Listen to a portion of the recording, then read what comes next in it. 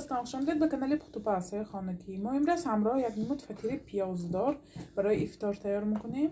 محصولات لازمه برای ما 300 میلی لیتر شیر، 600 گرم آرد، نمک یک قاشقچه و من 5 گرم یعنی رزرخلی تیل گرفتم. جاش میتونید دراش استفاده کنید. محصولات برای تیار کردن یعنی خمیرش لازم است. بسم الله الرحمن الرحیم. خداوند کاری موفق فیض و برکه و عبرتیه. من شیر و نمک رو آب میکنیم. آرد همراه کره یعنی خمیره سخت تکک تیار میکنیم. آرد ما من رزرخلی تلومه همراه میکنیم. من خمیره ما سخت تکک تیار شد. ما خمیره ما 15 دقیقه یعنی نگاه میداریم. 15 دقیقه نگاه داشته بعد ما یعنی میکشویم.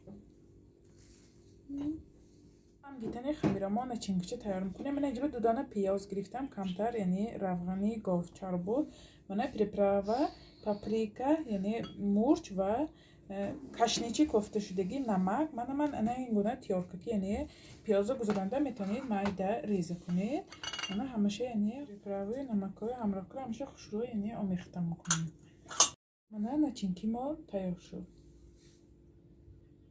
برای به 2 قسمی برابر تقسیم کردم. میتونید یکتا یعنی زوالی کلانم کشوید میشد. از 20 تالی ما مایده من 2 تقسیم کردم. 5-10 دقیقه دم داده بعد خوشرو تنوع میکنیم. زوالهای خوشرو یعنی تنوع میکنیم. آرد خطی تنوع کنیم گر به حد یعنی خوشرو تنوع میشه.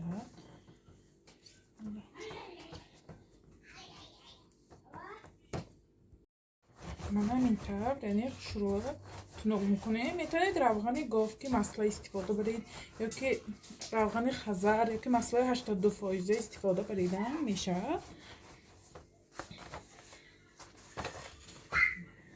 من همین طور یعنی تنوع میکنیم. بینید آرد زده کشوید یکان قطعی نمیچسبه. من دوتا زوالامه همین طور خوشرو تنوع کنم یعنی من بالا بالی هم میکنم برای قبطش بسیار آمده. دوتا یکتا میکنم یکتا زوال یکتا فطیری کلان تیار میکنم.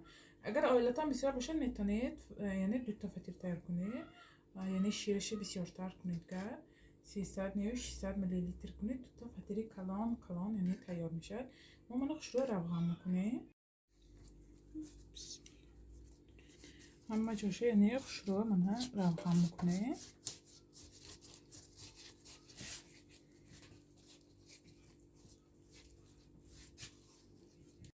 من پیازو به 2 قسم تقسیم کردم. همه جاشه من لبش نیو اما باینترش کمتر 5 سانتی متر یعنی میمونیم. بعد من همه جاشه پیاز قطعی میپاشیم. میتونید اگر پیاز دوست دارید میتونید بسیارتر یعنی پیاز استفاده برید. من ما یعنی دویم قبطی خمیرمای میپاشیم بالی انمین پیازمو بعد خوشرو برابر میکنیم. دویم قبطش هم مثل اولا یعنی روغن میکنیم.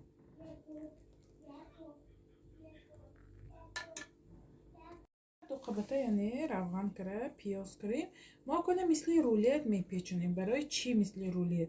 اگر مثل رولت میپیچونیم همین پیازاش درونش بر وقتی که میشکنیم ساچنی خوشرو میبیاد همش خوشرو یعنی اشتیاور با لذت میشد. اگر ما اینو تیرک بپیچونیده بورینگر چقدر پیازاش روش آمده وقتی که میپزیم یعنی خشکک میبیاد. برای همه من مثل رولت من میپیچونم. مثل رولت پیچونیده یعنی ما اینا خلادلنیک و 2 ساعت نگاه میداریم. یکتا من فطیری یعنی کلانی با برکت تیار شد. من خمیره طبق بگرفته یعنی سلافان پوشیده به خلادلنیک میمانیم به مدتی 2-3 ساعت. برای چی؟ برای آنکه اگر ما این خلادلنیک مانیم با یعنی فرقینی خوشرو میبیاد.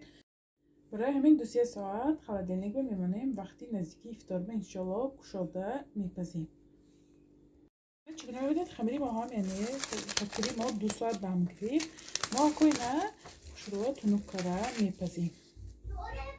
شخ که نه یعنی سخت تکک برای کشادن به حد نه نه کمتر آرد کرده تنوع کنید. یعنی چخیل خواهید تنوع کنید کلانتر خواهید کلانتر مایده تر خواهید مایده تر بخواهید تنوع تر کنید نغز میبیاد. یعنی همین فطیرامویا یک 2 زواله یکتایی 2 فطیر کنید. من فطیری کلان نکردی یعنی ورقی تیار کردم. фатири калонака кушодам.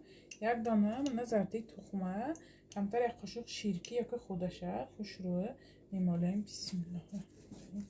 Хушрӯ тухм мекунем. Аммо яъне нонпар намкунем. Вилкакати оромитем барои чӣ? Барои он ки агар мо нонпар кунем, ҳам пиёзошо гирифта мебурад нонпар. Медонем ки хайр ҳамон сӯзанош гирифта мебурад пиёза. Барои ҳамин вилкакати оромитем аввал вилка мезанем ҳар ҷош, барои он ки дам накунад. Хамирамо яъне сахт акак. Аммо гирдобагӣ яъне мана вилкаки хат мекашем ҳамин тавр.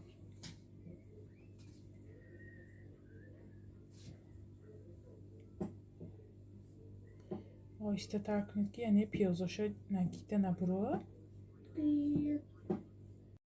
Яъне кунжиту 30 дона мекунем рои фатирамоя.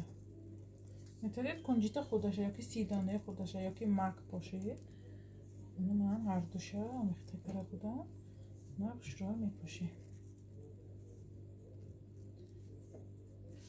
ба муддати 30-35 дақиқа 200 дараҷа тафтонанда пухта мегирем. Мана фатири мо чӣ хушрӯ пухтааст.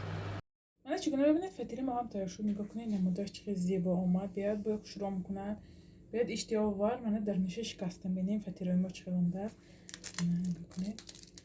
Бисмиллаҳир-раҳмонир-раҳим. Биёяд гарм рости. Мана дохили фатири мо чӣ қадр омадааст. Нигоҳ кунед чӣ қадр аҷоибот. Рости биёяд гарм. Шумо ҳам ҳатман барои наздикони худ тайёр кунед барои ифтор. яъне барои ифтор беҳад иштиёовар. Нигоҳ кунед рехта рафтааст. мана қабатош чӣ қадр омадагӣ.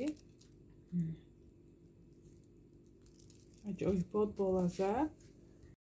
канали моро дастгирӣ кунед, подписатсия кунед, ёру дӯсторо даъват кунед. иншоалло боз бо дастгирии шумо видеоҳои беҳтару беҳтар мешавад дӯстон. хайр, то видеоҳои оянда дар паноҳи худо бошед.